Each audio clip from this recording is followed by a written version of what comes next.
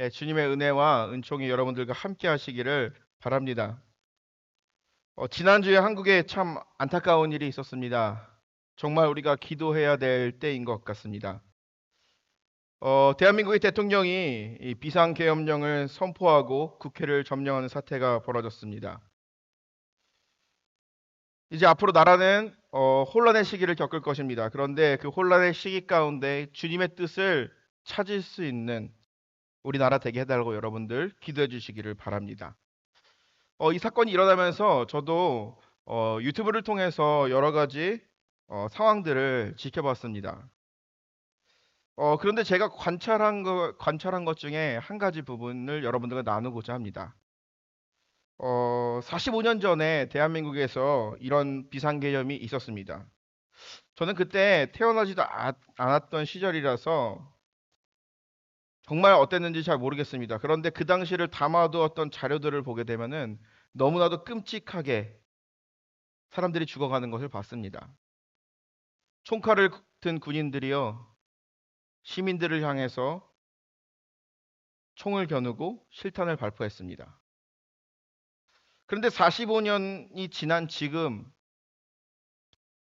계엄에 투입된 사람들을 봤을 때, 군인들을 봤을 때, 45년 전에 있던 군인들의 모습이랑 지금의 군인들의 모습이 굉장히 다른 거예요. 45년 전의 군인들은요, 그들을 향하여서 총칼을 겨누면서 진짜 실탄을 발포하고 뭔가 명령에 따르는 것 같았어요. 그것이 명령이 옳은 것인지 아닌 것인지 모르겠지만. 그런데 뭔가 이렇게 우왕좌왕하고 또 시민들과 이렇게 또 국회의원들과 뭔가 이렇게 대치를 하는 상황에서 뭔가 이렇게 강하게 하거나 뭔가 폭력적이고 뭐 그런 모습들이 보이지 않은 것이 저에게는 신기했습니다. 그 이유가 무엇일까요? 45년 전에는 이런 것이 있었죠. 북한에서 간첩들이 시민들을 선동해서 이렇게 폭동이 일어났다라고 이제 군인들이 지휘관으로부터 명령을 받았겠죠. 그것이 진실인지 사실인지 뭐 정치적인 발언이니까 그거에 대해서 말하지 않겠습니다. 그런데 그렇기 때문에 이제 목적이 있기 때문에 뭔가 이렇게 투입돼 가지고 그런 잔인한 일을 저질렀죠. 그런데 2024년에 계엄에 투입되었던 군인들을 보면은 그러지 않죠. 왜냐? 이유가 없는 거예요. 지휘관도 왜 그러는지 이유를 모르는 거예요. 그렇기 때문에 시민을 향하여서 무력으로 저항 이렇게 시위를 막거나 그러지 않는 것을 보이는 것이 아닐까라는 생각이 들었습니다. 그러면서 또 마음 한켠에 드는 생각은요. 요즘에는 총보다 카메라가 무서운 세상이에요. 카메라로 찍으면요. 사회적으로 매장을 당하기 때문에 이 군인들도 그것이 무서워서 그러지 않았을까라는 생각을 하게 됩니다. 근데 여기서 이제 정치적인 이야기를 하려고 그러는 것은 아니고요. 목적과 이유에 대해서 말하려고 합니다. 우리는 성탄 시즌을 보내고 있습니다. 그리고 대림절기를 보내고 있습니다. 그리고 우리는 신앙생활을 합니다. 성탄절을 기다리고 기뻐하는 이유는 무엇일까요? 그 기쁨의 목적은 무엇이죠? 우리는 교회에 다니는 사람들이기 때문에 그 질문에 대해서 쉽게 대답할 수 있습니다. 예수 그리스도의 탄생을 기뻐하는 날입니다. 그리고 다시 오실 예수 그리스도, 재림 예수 그리스도를 기대하며 기다리는 날입니다. 아이의 탄생은요, 누구에게나 축하받을 일입니다. 그런데 예수님의 탄생은 우리에게 단순한 그 아이의 출생이 아니라 크게 의미가 있고 그리고 또 가치가 있다라는 것을 볼 수가 있습니다. 그 이유는 예수님의 탄생은 단순한 한 아이의 탄생이 아니라 성육신 사건이기 때문입니다. 성육신은 바로 무엇입니까? Incarnation. 하나님께서 직접 인간의 모습으로 인간으로 이 땅에 오신 사건이라는 것이죠. 인간의 모습으로 오셔서 우리가 똑같은 삶을 살아가시고 그리고 또한 우리를 죄를 위해서 십자가에서 죽으심으로써 우리의 모든 죄를 용서하시고 하나님과 우리의 관계를 가깝게 한 하나님께서 우리를 자녀 삼아 주신 사건이라는 것이죠. 그래서 이것은 어떻게 보면은 성탄절의 핵심입니다. 그리고 그리스도인들은 그리고 또 예수님의 제자가 되겠다는 사람들 그리고 나는 그리스도인이다라고 말하고 다니는 사람들은요. 성육신의 사건 말씀이신 그 예수님이 이 땅에 오셔서 살아가셨던 죽으셨던, 부활하셨던 그 사건을 우리는 잊지 말아야 한다라는 것입니다. 요한복음 1장 14절에 보면 얘기합니다. 말씀이 육신이 되어 우리 가운데 거하시며 우리가 그의 영광을 보니 아버지의 독생자의 영광이요 은혜와 진리가 충만하더라. 이 말은 바로 무엇입니까? 말씀이신, 태초 이전에 계셨던 그 말씀이신 하나님께서 이 땅의 모습으로 오셔서 우리와 함께 살아가셨다라는 거죠. 이제 2주간 여러분들과 함께 성육신에 대해서 한번 나눠보고자 합니다. 우리가 다 아는 거고 믿음으로 고백하는 것입니다. 하지만 이것은요, 기독교 신앙에 있어서 가장 중심에 있어야 되고, 그리고 이것을 우리가 결코 가볍게 여기면 안 되며, 그리고 또 대림절기를 보내고 있는 이 시점에서 우리가 무엇을 찬양해야 되고 무엇을 기뻐해야 될지에 대해서 분명히 알아가는 시간이 되기를 바랍니다. 첫 번째로 우리는 성육신 사건을 통해서 하나님이 우리를 얼마나 사랑하시는지를 알 수가 있습니다.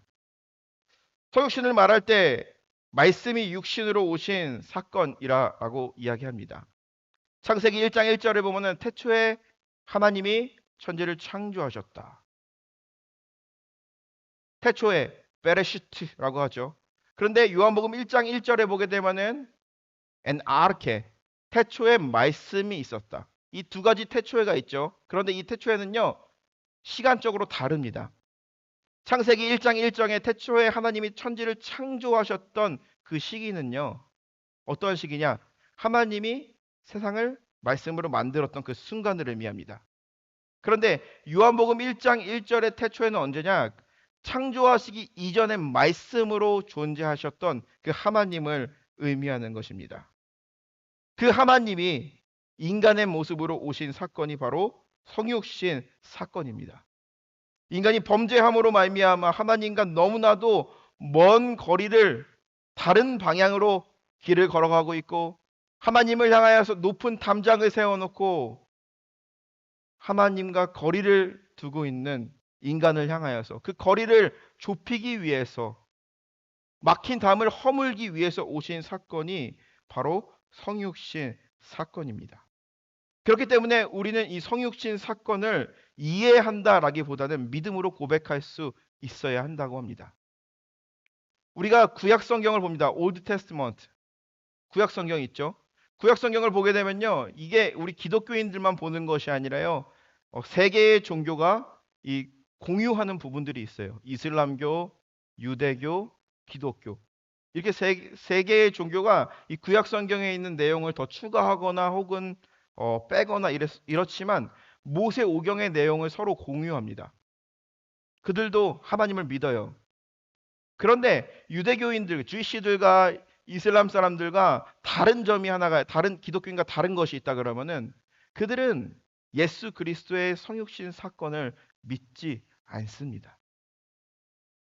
가까운 주위에 유대인 친구들이나 주이시 친구들이나 혹은 이슬람교를 믿고 있는 친구들에게 물어보면은 종교적인 이야기를 하다 보면은 막히는 부분 중에 하나가 바로 이 예수 그리스도의 성육신 사건을 믿지 않는다는 것이죠. 이슬람에서도 예수 그리스도의 존재를 믿습니다. 그리고 유대인들도요, 예수 그리스도의 존재를 믿어요. 그런데 그들이 하는 말은 무엇이냐? Jesus was only prophet. 예수는 단순한 예언자에 불과한다라는 말이죠. 예수는 그리스도고 하나님께서 인간의 모습으로 오신 성육신 사건에 대해서는 인정하지 않는다라는 것이죠. 그런데 우리 기독교인들은요, 이 성육신 사건을 고백하지 않는다 그러면은 우리는 기독교인이라고 말할 수가 없습니다. 왜냐? 하나님께서 우리를 너무나도 사랑하시기 때문에 이 땅에 오신 사건이기 때문입니다. 성육신을 비유할 때에 어떠한 신학자가 이렇게 표현을 했습니다. 개미를 연구하는 이 곤충학자가 있었습니다. 하루 종일 개미를 들여다보는 게 그의 삶이었어요. 개미를 너무 좋아했고요. 그런데 하루는 이 개미들이요, 절벽을 향해서 막 이게 때를 지어서 가고 있어요. 이 곤충학자가 보기에는 이렇게 생각이 드는 겁니다. 저 개미들이 저렇게 쭉 가게 되면 안 되는데, 절벽에 떨어져서 죽을 텐데 라는 그런 생각을 하게 됩니다. 그런데 이 곤충학자는요, 그 개미들을 봤을 때 너무나도 안타깝고 개미들을 정말 마음으로 사랑했나 봐요. 그러면서 마음속에 드는 생각이 뭐였냐면은 내가 개미가 되어서 저들한테 일로 가지 말라고 막았으면 좋겠다. 라는 마음이 들었다고 합니다. 그것이 바로 우리의 성육신 사건과 비교하면 마찬가지죠. 죄와 사망에 사로잡혀서 어쩔 수 없이 죽을 수밖에 없는 우리 인간입니다. 그리고 죄와 사망을 향하여서 끊임없이 달려가는 것이 우리들의 모습이었습니다. 우리 조상들의 모습이었습니다.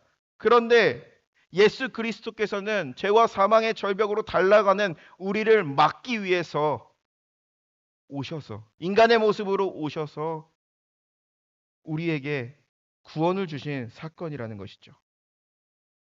성탄절에 우리가 한번 생각해 볼 필요가 있습니다. 예수님께서는 왜 이 땅에 오셨을 때에 아기의 모습으로 오셨을까? 다른 신화에 보게 되면요. 신이 인간을 사랑해서 어떠한 신이 매력적인 여인을 발견해서 그 여인과 결혼하고 싶어서 인간의 모습으로 오는 경우가 있습니다. 그런데 그 신이 인간의 모습으로 올 때는요. 아주 매력적인 남성이거나 혹은 뭐 괜찮은 사람으로 등장해서 그 여인과 결혼을 하게 되는 모습을 우리가 신화를 보게 되면 알 수가 있죠. 그런데 왜 예수님께서 이 땅에 오실 때에 인간의 모습으로 오실 때 건장한 성인, 돈 많은 사람 혹은 권력 있는 권력자로 이 땅에 오신 것이 아니라 아기의 모습으로 오셨을까? 아기는 너무나도 귀엽습니다. 우리에게 기쁨을 줍니다. 그런데 아기는 아무것도 할 수 있는 것이 없어요. 아기는 빨래도 못 하고요. 그렇죠? 아기는 청소도 못 하고 아기는 자기 똥오줌도 못 가려요. 누군가의 도움이 있어야만 살아갈 수 있는 게 아기입니다. 어떻게 보면 가장 귀엽지만 가장 연약한 존재가 바로 아기라는 거죠. 근데 예수 그리스도께서는요, 왜 아기의 모습으로 오셨고, 사람들과 똑같은 삶을 사셨고, 매력적인 직업보다는 가난한 목수의 직업에, 가난한 가정, 마리아와 요셉의 가정에 태어나서 가난하게 사셨을까요?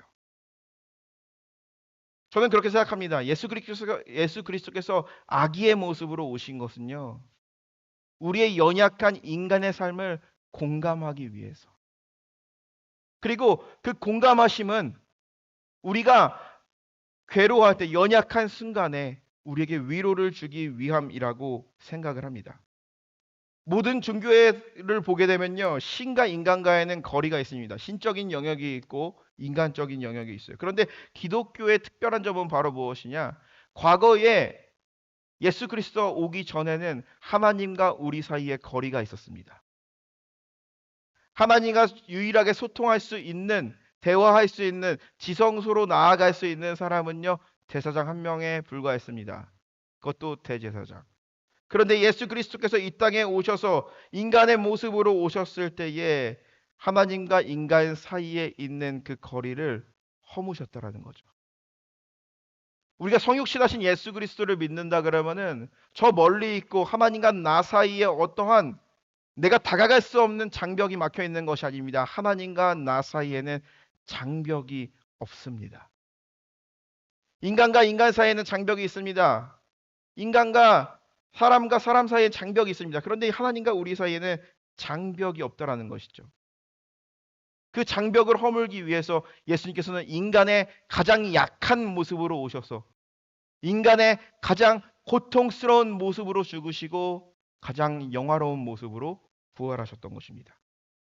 우리의 삶을 온전히 공감하고 우리의 삶을 온전히 이해하고 우리를 사랑하기 때문에 19세기에 벨기에에서 태어나서 캐톨릭 신부가 된 이 다미엔이라는 이름을 가진 신부님이 있었습니다. 그 신부님은요, 1997년도에 캐톨릭 교회에서 성인으로 추대된 신부님입니다.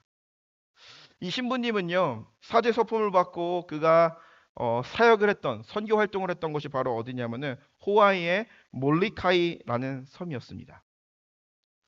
그런데 우리도 잘 알고 있듯이 이 한센병 환자들 있죠. 한센병 환자들. 우리도 이제 한센병 환자들을 이제 한국에서 예전에 소록도라는 그 섬에 모아놓고 살게 하지 않았습니까? 그런데 당시에 지금은 너무나도 아름다운 호와이의 몰로카이 섬이지만 그 섬은요, 이 나병 환자들을 어떻게 보면은 가둬둔, 그곳에서 있게 한, 일반인들과 어울리지 못하게 그렇게 거기서만 살아갈 수 있게 만들어 놓은 그런 섬이었습니다. 그런데 이 젊은 신부 이 다미에는요, 그 섬으로 가게 됩니다. 그곳에 있는 사람들에게 예수 그리스도의 복음을 전하고 싶었고요. 그리고 많은 구호 물자들로 그들의 부족함을 채워주고 싶었어요. 그런데 그가 전도를 하려고 해도 전도가 되지 않습니다. 그리고 나병 환자들은요, 이 신부님이 갖다 주는 이 구호 물자를 전혀 받으려고 하지 않습니다. 거절합니다. 그 이유는 건강한 사람들이 자신을 동정하며 마치 도덕적 향락주의에 빠져 있는 것 같은 느낌이 들었기 때문입니다. 이런 것이죠. 돈 많은 사람들이 어려운 사람을 도와주면서 뭔가 나에게 자신은 기쁨을 얻었다라고 하면서 또 상대방에 대해서는 뭔가 이렇게 어, 깔보는, 자기 만족을 위해서 누군가를 섬기는 그런 것을 의미하죠. 이 다미엘 신부는요, 너무나도 마음이 아팠어요. 하나님께서 부르셔서 이 태평양에 이 호와이의 이 몰로카이라는 섬에 와가지고 그들을 위해서 평생을 살기로 결단하고 그들을 정말 사랑하는데, 그들을 바라봤을 때 마음이 정말 애통한데 어떻게 그들에게 복음을 전할 수 있을까요? 그들은 저희를 거부합니다. 그 이유는 우리가 정상인이기 때문입니다. 이 나미엔 신부는 하나님께 이렇게 기도했다고 합니다. 하나님, 저에게 문둥병을 주시옵소서. 내가 저 사람들과 똑같이 나병에 걸려서 저 사람들과 똑같이 살아가며 저 사람들과 똑같이 고통받으면서 살다가 주님의 사역을 완수하고 싶습니다. 그런데 실제로 이 신부님이요, 나병에 걸리게 됩니다. 나병에 걸려가지고 신부님이요, 나병에 걸린 상태에서 나병 환자들에게 나아갔어요. 그때 이 나병 환자들은요, 이 신부님을 받아들이게 됩니다. 그리고 그 땅에 복음이 퍼지게 됩니다. 그 이유는 바로 무엇일까요? 신부님은 왜 하나님께 이렇게 기도했을까요? 그 이유는 그들의 마음과 그들의 삶을 공감하기 위해서 그렇게 기도했던 것이죠. 공감이라는 것은 바로 어떤 것입니까? 공감이라는 건 우리가 이야기를 들을 때 누군가 대화를 할 때 공감을 할 때가 있죠. 그런데 누군가의 삶을 공감하며 살아간다라는 것은요, 정말 쉬운 일이 아닙니다. 그런데 예수 그리스도께서는요, 우리의 고통과 우리의 삶을 공감하기 위해서 아주 연약한 모습으로 오셨고요. 그리고 또한 가장 고통스러운 모습으로 죽으셨고 가장 영화로운 모습으로 부활하셨다라는 것입니다. 죄인이기 때문에 사망의 절벽으로 걸어가며 멈추지 않으면 안 되는, 어쩔 수밖에 죽을 수 없는 우리의 인생들을 향하여서 그 의롭지 못한 우리 같은 인생을 사랑하시기 때문에 예수님께서 이 땅에 인간의 모습으로 오셔서 십자가에서 죽으셨다라는 거죠. 우리가 잘 아는 성경 구절이 있습니다. 하나님이 세상을 이처럼 사랑하사 독생자를 주셨으니 이는 그를 믿는 자마다 멸망하지 않고 영생을 얻게 하려 하심이라. 하나님은 우리를 사랑하기 때문에 이 땅에 오셨습니다. 그리고 우리가 믿는 그 예수 그리스도는 사랑 그 자체입니다. 우리가 헬라어 성경을 보게 되면요, 이 헬라어의 사랑을 표현하는 표현이 네 가지가 있다라고 합니다. 첫 번째로는 에로스, 남녀 간의 열정적인 사랑이라고 합니다. 그리고 필리아, 친구와 친구 간의 사랑을 의미합니다. 그리고 스토르케, 이거는 가족 간의 사랑을 의미합니다. 그런데 마지막으로 성경이 강조하는 예수님의 사랑을 얘기할 때 쓰는 것이 바로 무엇입니까? 아가페입니다. 아가페는 바로 무엇입니까? 무조건적인 사랑입니다. Unconditional love. 무조건적인 사랑을 베푸는 것입니다. 예수님께서 우리에게 무조건적인 사랑을 베푸셨습니다. 그런데 제가 설교를 준비하면서 잠깐 생각이 들었습니다. 예수님께서 이 땅에 오실 때에 권력자의 모습으로, 돈 많은 사람의 모습으로, 힘이 있는 사람의 모습으로 오시지 않았어요. 우리를 사랑하시지 않으셨어요. 가장 연약한 모습으로 우리를 사랑하시지 않으셨어요. 그 이유는 바로 무엇일까요? 우리가 믿는 그 예수님이 힘 있는 자고 권력 있는 자고 그리고 또한 무서운 자라면, 우리가 예수님을 사랑하는 이유는 그를 두려워하기 때문에, 무서워하기 때문에 어떠한 조건과 이유가 붙게 된다라는 것이죠. 예수님께서 이 땅에 오실 때에 그런 연약한 모습을 통하여서 우리에게 오신 이유는 우리에게 조건 없는 사랑을 가르쳐 주기 위해서 연약한 모습으로 오셨고, 가장 천한 인생을 살았고, 가장 고통스럽게 돌아가셨고, 가장 영화롭게 부활하신 것입니다. 예수 그리스도의 성육신 사건이 우리에게 보여주는 것은 바로 무엇입니까? 하나님께서 우리를 조건 없이 사랑하셨기 때문에 우리가 하나님을 사랑할 때에 조건 없이 하나님을 사랑하며 조건 없이 이웃을 사랑해야 된다라는 것을 성경을 통해서, 이 성육신의 사건을 통해서 말하고 있는 것입니다. 요한일서 4장 10절에 보면 얘기합니다. 사랑은 여기 있으니 우리가 하나님을 사랑한 것이 아니요 하나님이 우리를 사랑하사 우리 죄를 속하기 위하여서 화목제물로 그 아들을 보내셨습니다. 요한일서 4장 19절에 보면 얘기합니다. 우리가 사랑하면 그가 먼저 우리를 사랑하셨습니다. 우리가 지금 이 순간 교회에 나와서 예배를 드립니다. 그리고 우리는 하나님을 사랑한다라고 얘기합니다. 그런데 이것은 짝사랑이 아닙니다. 하나님께서 먼저 우리를 사랑하셨기 때문에 이곳으로 이끄셨습니다. 그리고 이곳에서 우리가 하나님의 은혜를 경험하고 하나님의 사랑을 경험했을 때 나에게 조건 없이 주셨던 그 사랑으로 하나님을 사랑하며 이웃을 사랑할 수 있다라는 것입니다. 사랑하는 성도 여러분, 성육신, 인간의 모습으로 오셔서 나의 삶을 공감하시고 나의 고통을 체휼하시고, 그리고 내가 가지고 있는 모든 고민과 걱정을 다 아시며 십자가 위에서 그 사랑의 온전함을 보여주셨던 그 예수 그리스도의 성육신 사건을 묵상하며 우리 안에 있는 그리스도를 향한 무조건적인 사랑, 이웃을 향한 그 무조건적인 이 아가페의 사랑이 회복되기를 주님의 이름으로 간절히 축복합니다. 두 번째로는요, 예수님께서 성육신 하신 그 이유는요, 우리와 늘 함께 하시기 위해서 이 땅에 오셨던 것입니다. 우리가 교회에서 사용하는 말 중에 임마누엘이라는 말을 많이 쓰게 됩니다. 고마워라 임마누엘, 예수만 섬기는 우리지. 임마누엘의 뜻이 뭐죠? 임마누엘은요, 하나님 우리와 함께 계시다라는 것이죠.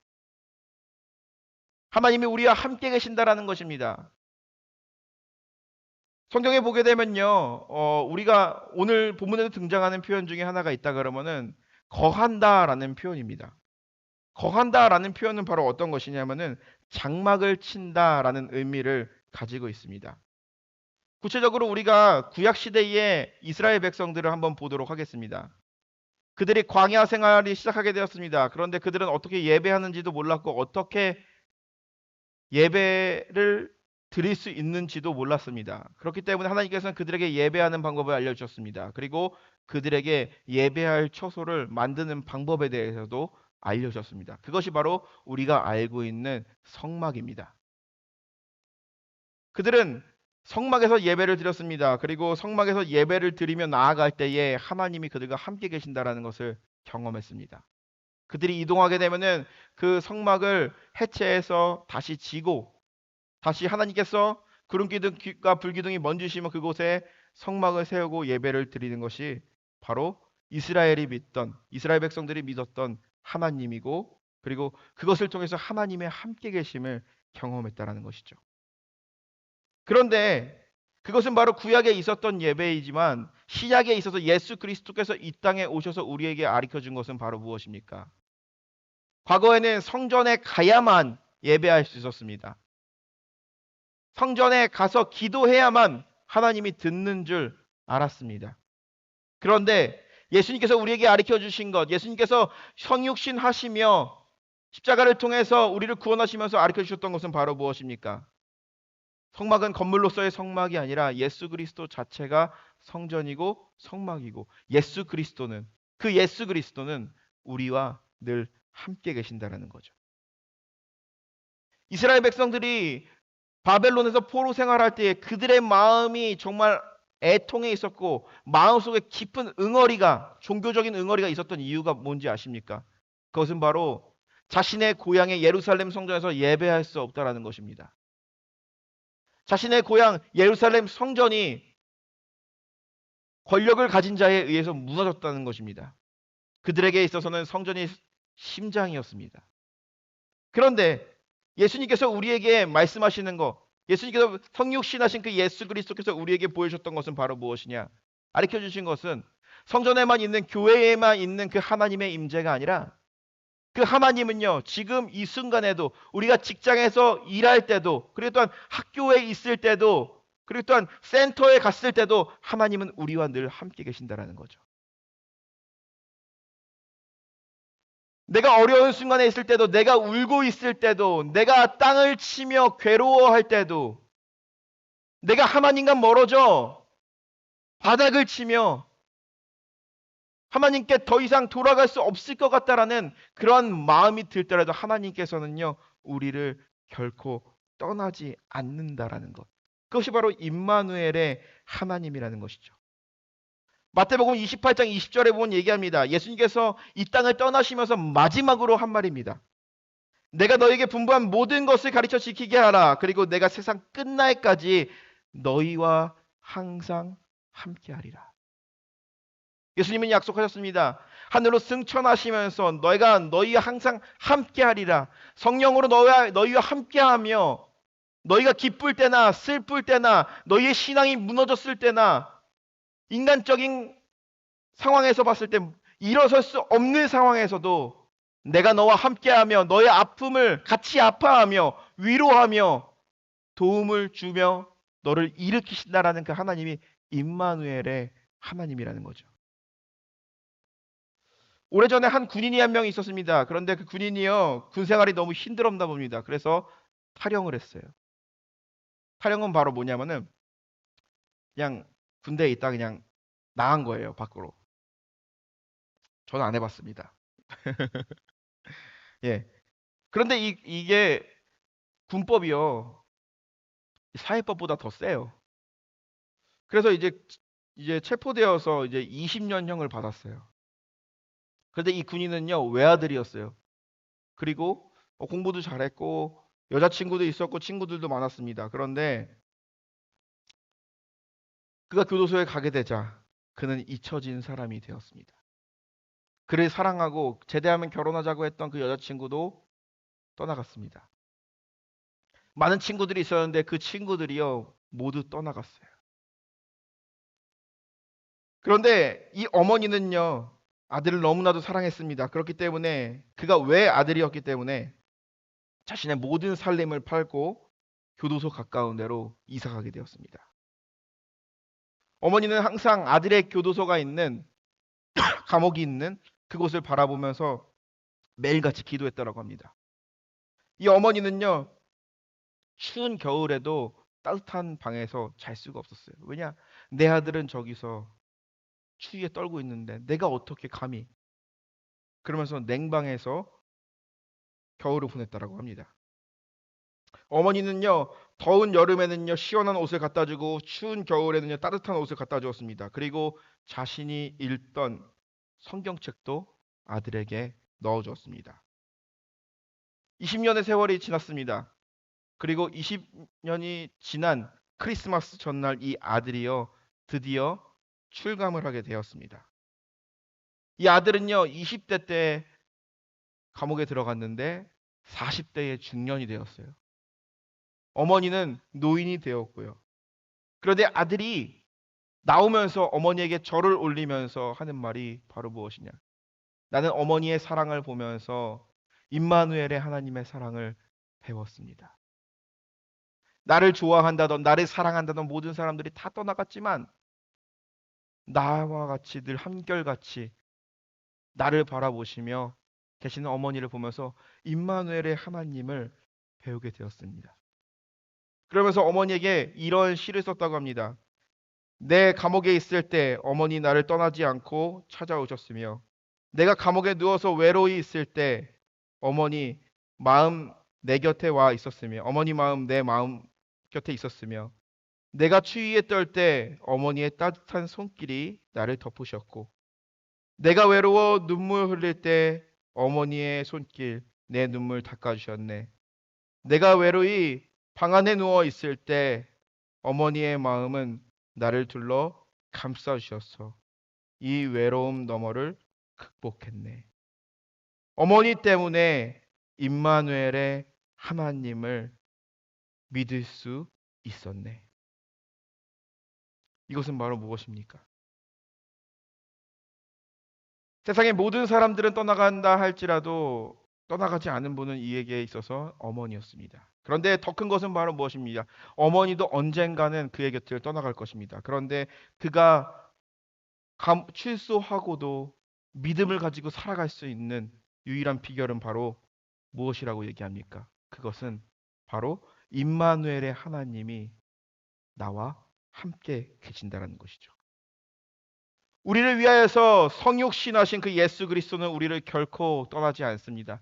성육신한다라는 것은요, 예수님은 우리가 고통받을 때 같이 아파하며 우리가 눈물 흘릴 때 같이 눈물 흘리며 우리가 기뻐할 때 같이 기뻐하며 우리가 정말 행복할 때 우리에게 같이 행복해 주시는 분이 바로 예수님이라는 것이죠.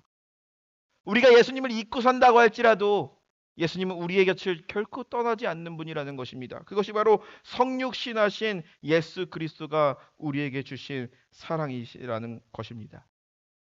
바라옵기는 우리의 삶 가운데 그 임마누엘의 하나님의 은혜가 늘 함께 하시기를 바랍니다. 하나님은 결코 여러분들을 떠나지 않습니다. 그리고 하나님은 반드시 우리를 지키시는 하나님이라는 것을 믿으며 나아가시기 바랍니다. 세 번째로는요, 이 성육신을 통하여서 하나님의 영광을 보게 됩니다.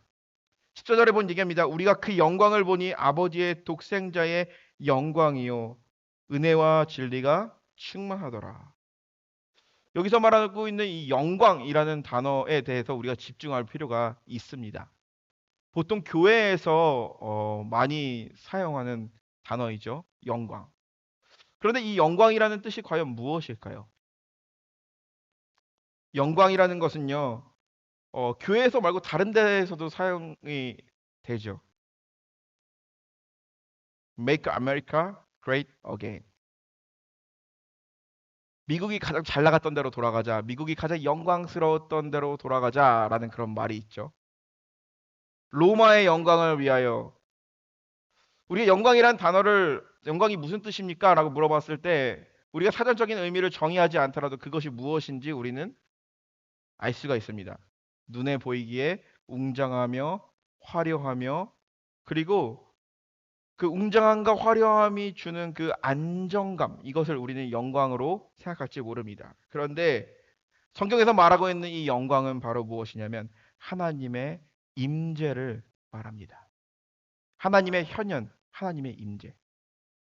구약 성경에 보게 되면요, 이 영광이라는 단어를 히브리어로 또 쉐키나라고 합니다.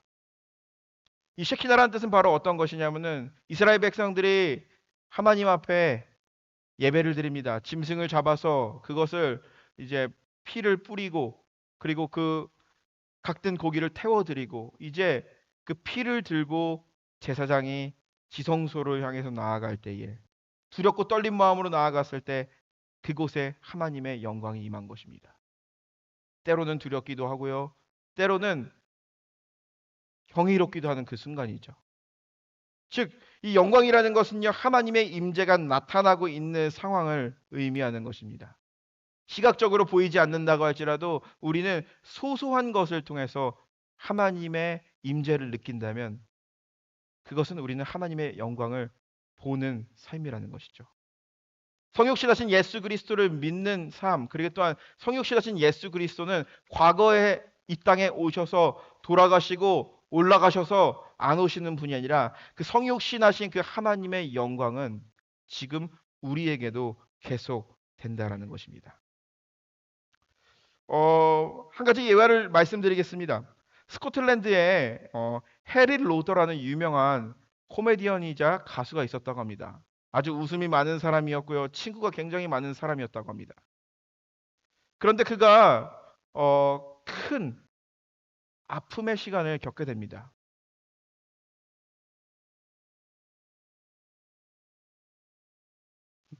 네, 제 겁니다. 죄송합니다. 아픔의 시간을 겪게 됩니다. 그 아픔의 시간을 겪는 이유가 바로 무엇이었냐면은 그에게는 아들이 한 명 있었어요. 그런데 그 아들이 전쟁터에 나가게 되었습니다.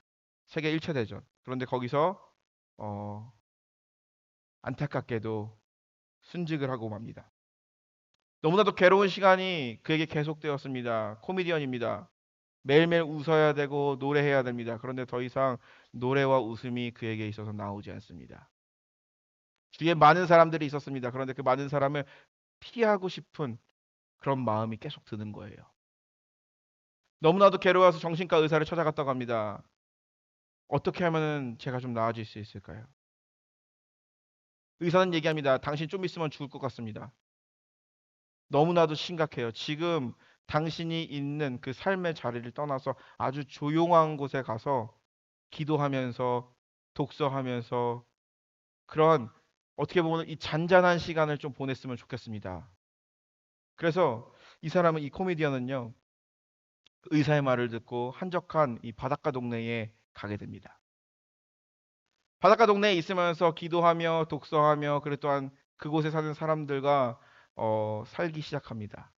많은 친구들, 몇몇의 친구들을 사귀었어요. 그런데 그 중에서 가장 친한 친구는요, 그 마을에 사는 어부의 아들, 나이가 어린 꼬맹이였습니다.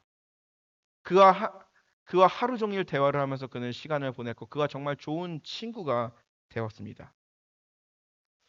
그런데 어느 날, 이제 그 어린아이와 함께 바닷가를 거니르고 있었습니다. 그런데 집집마다 이 플래그, 깃발이 걸려 있는 것입니다. 이 어린아이는요, 이 코미디언에게 질문을 합니다. 아저씨, 아저씨, 왜 사람들은 집에다가 왜 이 플래그, 깃발을 걸어놓죠?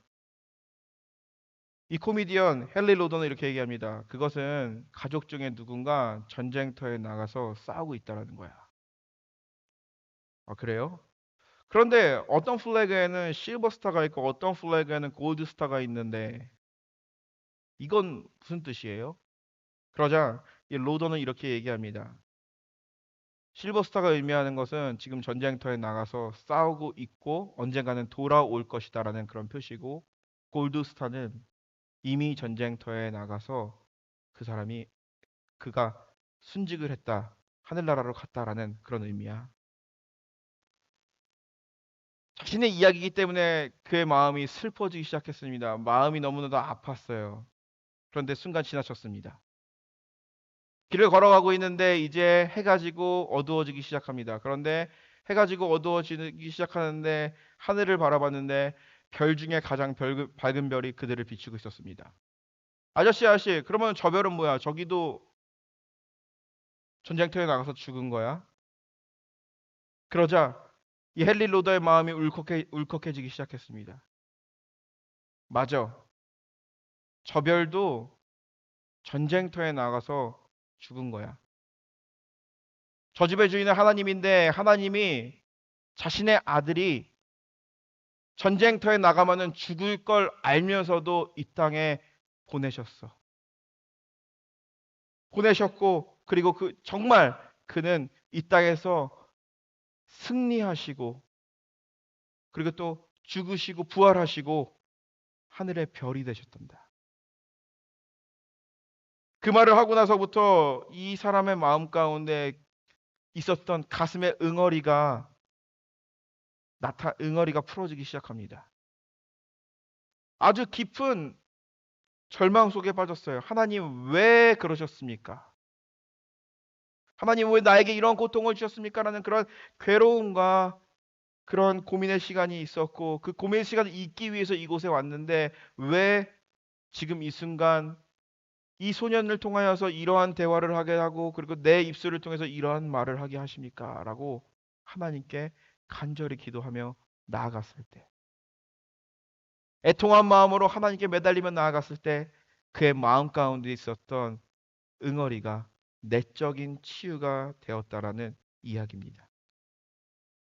인류를 구원하기 위해서 예수 그리스도께서는 이 땅에 오셨습니다. 사탄과의 전쟁터에서 승리하도록 우리가 승리하도록 독생자를 보내셨고, 그리고 또한 이 그 독생자이신 예수 그리스도가 십자가를 지심으로써 우리를 위해 죽으심으로써 구원의 길을 열어주셨습니다.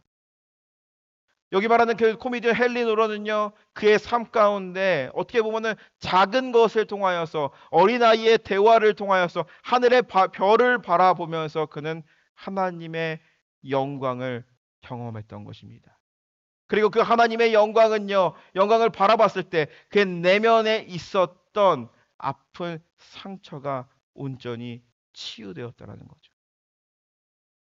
우리가 하나님의 영광을 떠올려 봅시다. 하나님의 영광은 우리 가운데 늘 함께 하십니다. 임마누엘 하나님이 우리와 늘 함께 계시기 때문에 영광의 하나님이 우리의 삶을 인도하시고 우리의 작은 부분 하나하나 모든 것에 역사하시고 우리와 늘 함께 계십니다.